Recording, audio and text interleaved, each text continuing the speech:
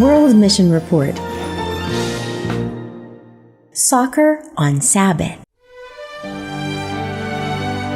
Cleaning loved playing soccer, and whenever he had a free moment, he could be found playing with a ball.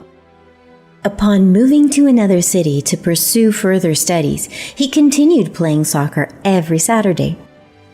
Cleaning joined other teenagers on the field, but was surprised to see people attending a church next to the field every Saturday as well. Although raised in a Christian family, he had never heard of Christians worshiping God on Saturdays. That was an Adventist church, and Cleaning couldn't stop wondering, why do these people worship God on Saturday? Some time passed, and he needed to enroll in another school to further his studies, and was accepted into an Adventist school. The school shared the same campus with the church next to the field, and there Cleaning gained a deeper understanding of the Bible.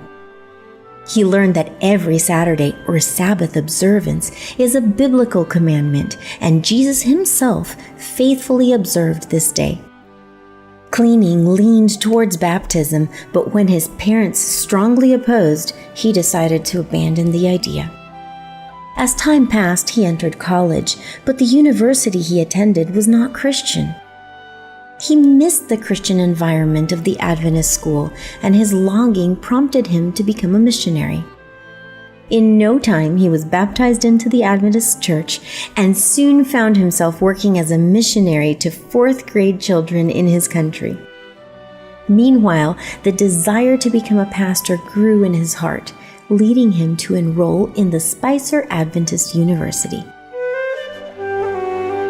Today, Cleaning is in his second year of theological studies and aims to reach young people through various means, such as Christian soccer school. The missionary offering this quarter will help establish or renovate 6 Adventist schools in India. Let's be generous.